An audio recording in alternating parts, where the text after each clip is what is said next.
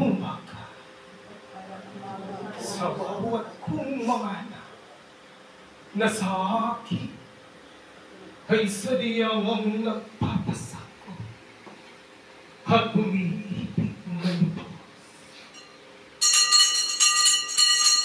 Mabati ang bawat isa sa inyo, mga anak, na kung papaano ang pangalan na aking ihaya dito sa lupa ay sadyang ang naging katawa-tawa at dinulusta ng mga taong walang pagkaunawa. At dito'y aking tinignan kung sino nga ba ang siyang tatanggap at siyang lubos na magpapatuto na siya'y anak nga ng nag-iisang Diyos. Sapagkat ang aking pangalan na aking inihayag sa bawat isa ay isang napakalaking pagsubok sa bawat tao dito sa sanlibutan ito, na kung papaanong dito'y aking inihayag ang tunay na liwanag na hindi nga ninyo natakbuhan nang kayo ay namumuhay ng naayon sa sanlibutan. Ngunit sa aking pagdating, do'y unti-unti kong binuhay ang inyong pananampalataya, na kung papaanong sa bawat kong salita na inyong naririnig, sadyang ang inyong puso at isipan ay malilinis kung tunay ngang kayo'y nananampalataya sa akin.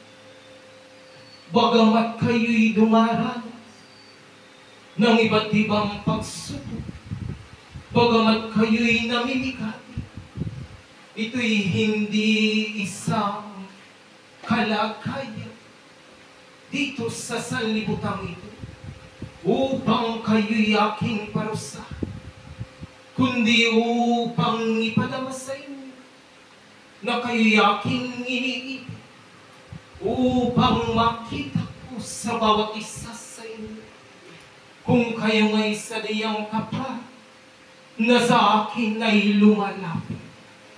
Sadyang nga mga anak na ang lumalapit sa akin ay tumutupad at gumaganap ng aking ipinagutos.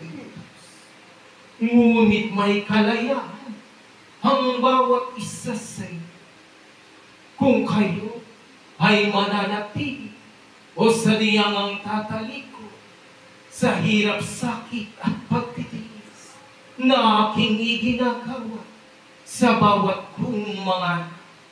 Sapagkat mga anak, iilan ang siyang nagnanais na pumasok sa makipot na pintuan ito. Sapagkat dito'y hirap, sakit na ang inyong daranasin. Ngunit ang kapalit nito ay kaligayahan na walang humpay sa aking piling pagdating ng sukdulan ng inyong buhay.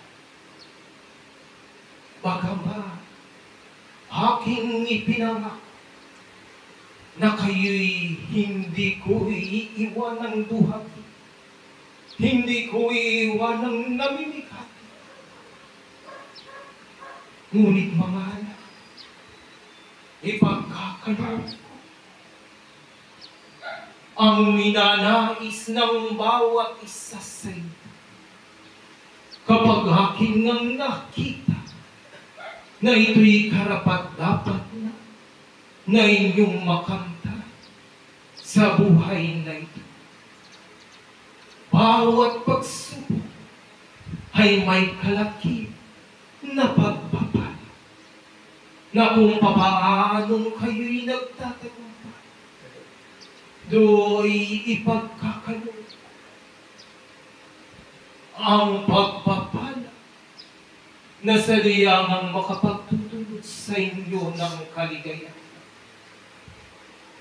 Pagpapalang hindi lamang dito sa buhay na ito, kundi sa buhay na darating.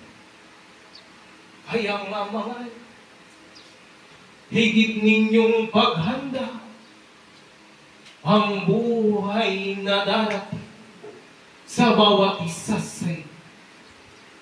Kung sino man ang siyang magtatagumpay, kung sino man ang siyang mananatili sa diyang magkakamit na aking ipinangako.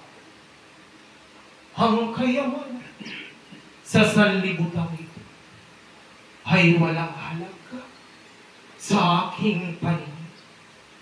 Ngunit unti-unti kong ipagkakaloob ayon at batay sa inyong mga gawa. Kung kayo'y sadyang tumutupad, kung kayo'y sadyang sumusunod, ipagkakaloob ko. Ngunit sa mga sandaling ito, hindi ko makita ang pagkakaisa. Nais kong makita sa bawat isa sa inyo na sadyang ang natatanim sa inyong isipan at sa inyong mga puso ang bawat liwanag na aking ipinagkakaloob, na kung papaanong dito'y magkakaroon ng isang bagong buhay, isang bagong pagkatao. Hubarin na ninyo ang inyong dating pagkatao at kayo'y aking bibihisan ng puting kasuotan at sa aking pagbibihis sa inyo mga anak. Huwag ninyong hayaan na ito'y sadyang madumhan pa at muling malugmo sa puti na inyong kinasadlakan ng nagdaang panahon, na kung papaano ang inyong narinig sa inyong kapwa ay pagtusta. Ito'y palitan ninyo ng pag-ibig. Ipakita ninyo mga anak na sadyang ang Diyos na buhay ang inyong tinanggap. Ipakita nga ninyo mga anak na sadyang liwanag ang inyong tinataglan, na kung papaano ang liwanag ay sadyang ang aking ipinagkakaloob, sadyang ang ito'y lubos pang magliwanag sa buong inyong pagkatao. Sapagkat dito ay aking itinatanim sa bawat isa sa inyo ang mabuting binhi na sadyang ang pakikinabangan ng bawat isa, sadyang ang kapakipakinabangan kung ito'y lalago ng may kalayaan sa inyong mga puso. Ngunit papaanong magkakaroon ng kalayaan ang paglago ng binhing aking itinatanim sa bawat isa sa inyo, kung ang pita ng laman ay sadyang ang nangingibabaw at nangungunas sa bawat isa sa inyo. Sadyang ang kaligdanan ninyo ang sanlibutan ito, sapagkat ang sanlibutan ito'y tigi ng kasamaan na sadyang magsasadlak sa inyo sa kapahawakan, na kung papaano ang ibinibigay ay kasiyahang hanggang dito lamang sa lupa.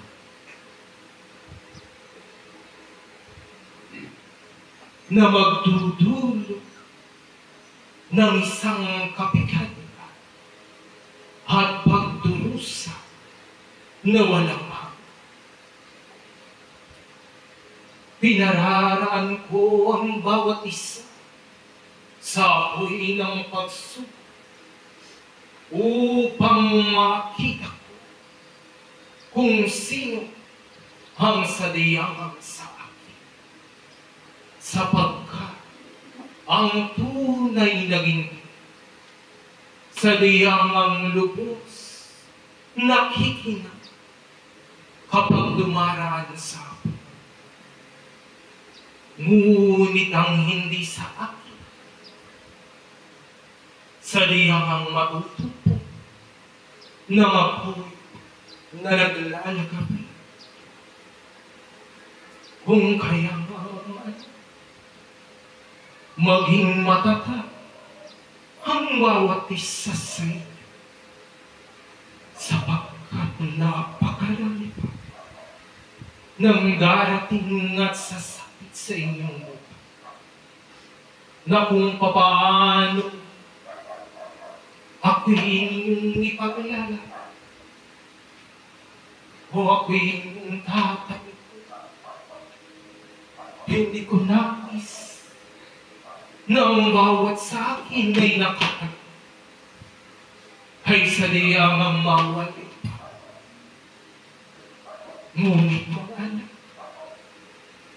kayo ang siyang magpapasya kung ano ang inyong pipili, ang liwanag o ang kadiliman, ang kapighatian mo o ang kaligayahan, ang buhay ba o ang kamatayan, ang siya ninyong pipili. Ang aking ipinagkakalo ay sadyang ang tubig ng buhay na makapagdudulot ng liwanag sa inyong mga puso at isipan. Tubig na sadyang ang lumilinis ng buo ninyong pagkatao, sapagkat ang tumutupad sa buong kautusan, ngunit lumalabag sa isa, ay sadyang nagkakasal at lumalabag sa buong kautusan, na kung papaanong kung ako ngay tunay ninyong iniibig, sadyang ang tutok din niyo ang aking mga utos, na kung papaanong aking ginagawa ang mga bagay-bagay sa sanlibutan ito, inyong maunawaan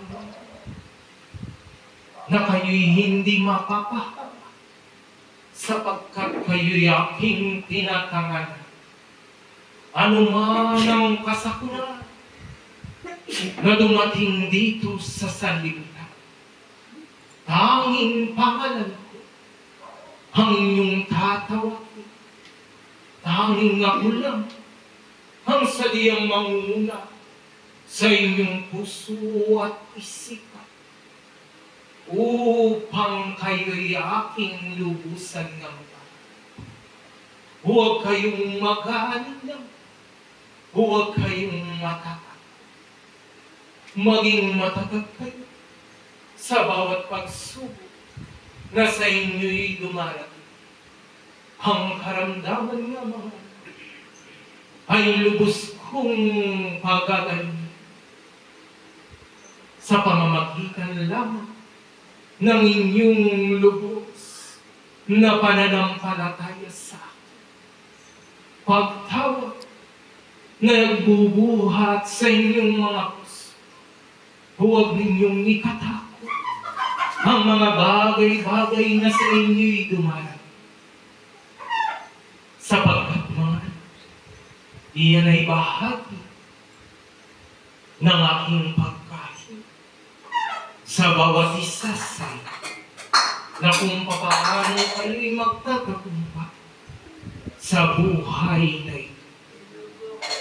sa buhay na darating na aking ibibigay sa bawat kong mga anak na sadyang namumuhay na ngayon sa aking kalooban. Hindi ko nais ang marami sa aking harapan. Kung kayo'y magiging suka lamang sa aking panahon, mas nanaisin ko pa ang ira. Subalit totoo at ganap ang pagtanggap sa akin. Mga anak, tignan niyo ang sanlibutan. Sadyang ang tiki ng kasama. Makikita niyo ang pagkawala ng buhay ng marami. Bata at matanda, lalaki at babae, sadyang ang mawawala ng buhay, pagluha at paghihinagpis ng mga tao sa akin ay sadyang ang hindi kumikilala, hindi tumatanggap. Doon nila mauunawa na ang Diyos na kanilang tinaligtas ay sadyang ang sa inyo nananalig. Kaya nga mga anak, huwag na ang pagkalinda. Kung papaano ang inyong mga kapatid ay marapat na inyong lingapin, marapat ninyong palalahan. Kung papaano sila'y muling manunumbay, kumilos na kayong mga at muli ninyong tanganan ang inyong mga kapatid at bigyang liwanag ang kanilang mga kaisipan, na kung papaanong sila'y makikising sa kanilang pagkakali, sapagkat tinanggap na nila ang aking pagkadiyos. Ngunit nang dahil lang sa iba't ibang pakso, sila'y hindi lubos na nananalig. Kung kayo'y makapagpanumbay ng inyong mga kapatid na nasa kadilim, sadyang ang gantimpala ang aking ipagkakalo sa bawat isa at sa bawat kong mga lingkod. Tanganan ninyong lubos ang bawat aral na aking itinuturo sa bawat isa sa inyo. Mas higit ninyong pahalagahan ay ang kayamanan ng aking ibinibigay, hindi ang kayamanan ng sanlibutan ito. Sapagkat ang kayamanan nga ng sanlibutan ito, dulot ay kapahamakan, dulot ay kamatan. Pagkakasal ang siyang sasabi sa inyong buhay. Ngunit kung sa kayamanang aking ipinagkakaroon, kayo'y nananaman, sadyang ang buhay ay lubos na magiging matatag, magiging isang haliking kapaki-pakihan, na anuman ang bagyong dumating, ito'y hindi magigiba kayo. Sapagkat ang aking itinatag ay hindi kayang gibayin ng sanlibutan.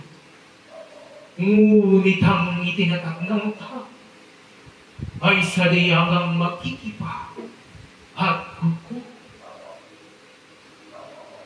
Tandaan ninyo,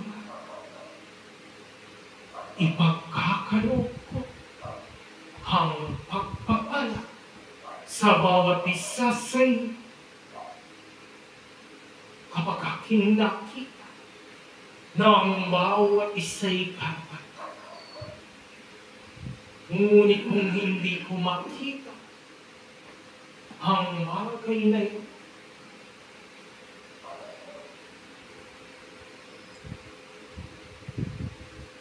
hindi ninyo makakamtan ang pagpapala na inyong hinahanap. Kung kaya't malating sa inyong puso at isipan ang bawat kong mga salita, ang bawat liwanag na aking nilihari, maging isa kayo, iisang puso, iisang isipan. Iyan ang nais ko sa bawat isa sa inyo. Mag-ibigan nga kayo tulad sa tunay na magkakapatid. Hindi man kayo iisa ng pinanggalingan dito sa sanlibutan. Ngunit isa ang inyong Ama. Ako na inyong Ama na nasa langit. Ang inyong Ama na sadiyangang magbibigay ng pagpapala sa bawat isang magtatanggap. Sumayin niyo ang pagpapala sa umagang ito, mga minamahal kong mga anak. Ako'y hindi isa. Mananatili akong kapiling ng bawat isa sa